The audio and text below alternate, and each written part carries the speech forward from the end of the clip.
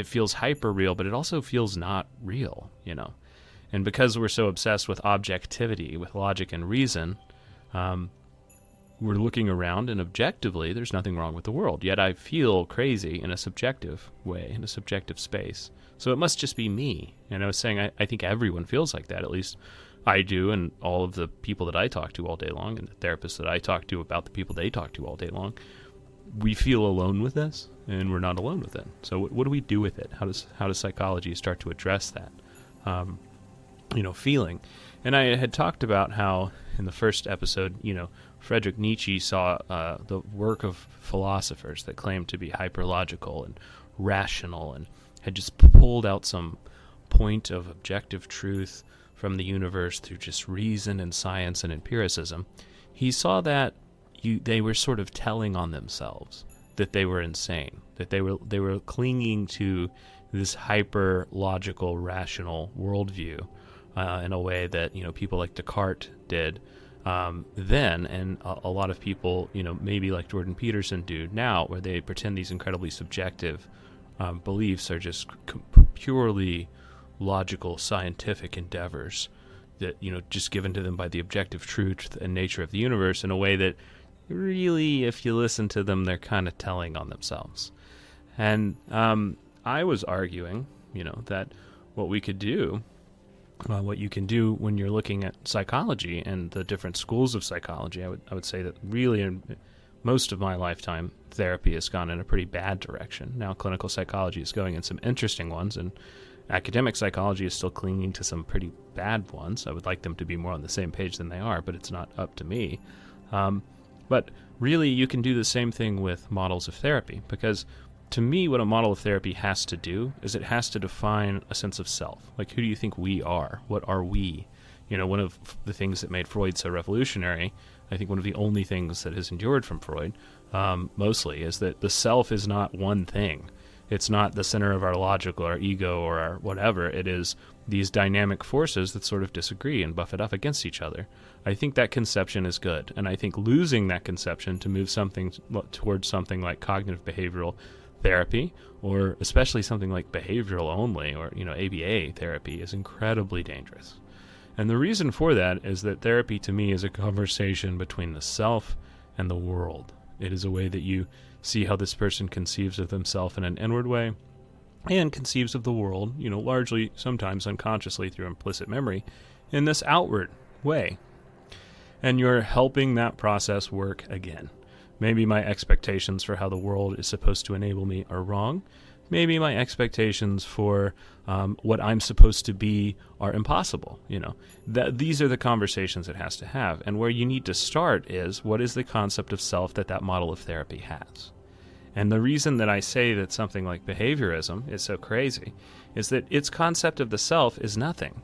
You can critique the Jungians and say, well, if you're saying that to know the self is to know God and all this mystical language, and that the self is uniquely used to the divine, and we have to understand that the unconscious is really a reflection of our spiritual desires, even if we're secular materialists, we still have to engage with those projections of spirituality in order to understand something. Maybe you think that's too out there and woo-woo. But I would hope that we would all be equally terrified of a model that says the self is not real. It's not there. You are only other people's external impression of you gleaned from your behavior, and you are only the things that have happened to you and the reinforcements and conditioning that you get positively and negatively for us to reinforce your behavior. But we don't really care who you are, right? And this is so scary to me because something like ABA, applied behavior analysis, is used to treat children with autism, largely, right? And, I get that autism is going to be hard, and that's not my area of expertise. I see a lot of adults on the spectrum, but I don't really work with children. I get that that's going to be hard because you can't communicate with the child in a way that psychotherapy wants us to communicate with, or any kind of therapy or education through talking. So behaviorism, I don't think, is the answer to that question. I mean, the models of therapy that say that the self is just a collection of behavior, that you're all just people's external idea of you, and so let's throw the internal world away entirely because we don't really care who you are. I mean, you're saying that because this person is neurodivergent, they don't have a soul, essentially, and that's horrifying. Or if they do, have a psyche or soul or whatever, that's just irrelevant to the model of psychology that we're using to change their behavior. That's really that's a bad road.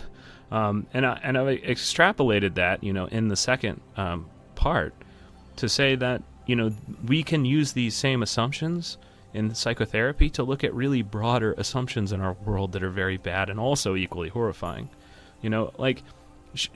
For example, coming back to something like ABA and behavioral therapy, shouldn't all the models of therapy teach people that they are a self and that other people are selves in this world too, that we have to interact with? Not just be conditioned to act like they know that, but to actually understand that I'm a person and another person is a person. It's not, if I want to take your candy, if I want to hit you, it isn't that I'm going to have someone flash a red card at me, and then when they flash the red card at me, I'm going to have my candy taken away and I'm going to be put in the time corner or, whatever the punishment is. And so I just need to learn to not take your candy or hit you. It's that I need to learn that you are a person and that I am a person, and then when I hit you and take away your candy, you have an inward experience that I have to learn to reckon with, right? I have to learn to understand. If you're taking the self out of therapy in the way that behavioral therapy does, I don't know that you can call it psychology at that point. I think it's a very reductivist form of anthropology. I'll come back to children that are autistic or neurodivergent, but,